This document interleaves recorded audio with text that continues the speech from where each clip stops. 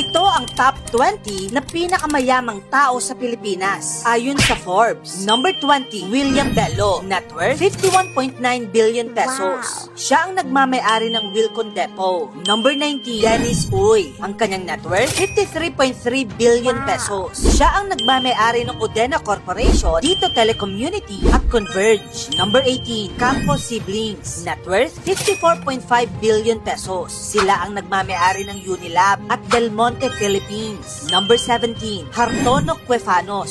Siya ay may net worth na 56.8 billion pesos. Siya ang nagmamay-ari ng Monday Nissan Corporation. Number 16, Soledad Open Cojuangco. Ang kanyang net worth 58 billion pesos. Isa siya sa mga may-ari ng San Miguel Corporation. Number 15, Pong Family. Ang kanilang net worth 95.7 billion pesos. Sila ang nagmamay-ari ng Century Pacific Food Incorporated. Number 14, Vivian K. Azcona. Ang kanyang net worth 98.6 billion pesos. Siya ang may-ari ng Mercury Drug. Number 13, Andrew Tan. Ang kanyang net worth 104.4 billion pesos. Siya ang may-ari ng Mega World, Emperador at Alliance Global Group. Number 12, T. Siblings. Ang kanilang net worth 107.3 billion pesos. Sila ang may-ari ng Metrobank. Number 11, Lance Gokongwei. Ang kanyang net worth 110 billion pesos. Sila ang may-ari ng JG Summit Holdings, Cebu Pacific at lahat ng Robinsons Malls. Number 10, Aboitiz Family. Ang kanilang net worth 127.6 billion pesos. Sila ang may-ari ng Coca-Cola Philippines, Union Bank at power supplier sa Mindanao at Visayas. Number 9, Susan Co. Ang kanyang net worth 133.4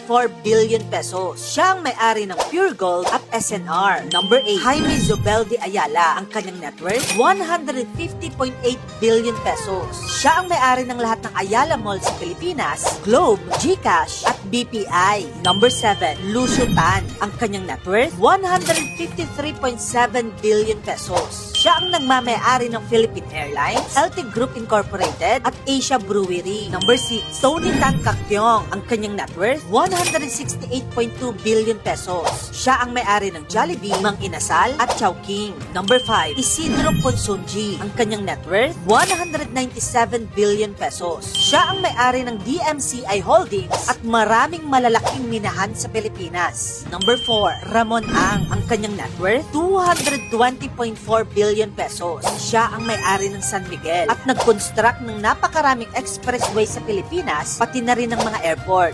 Number 3, Manny Villar. Ang kanyang net worth 632.2 billion pesos.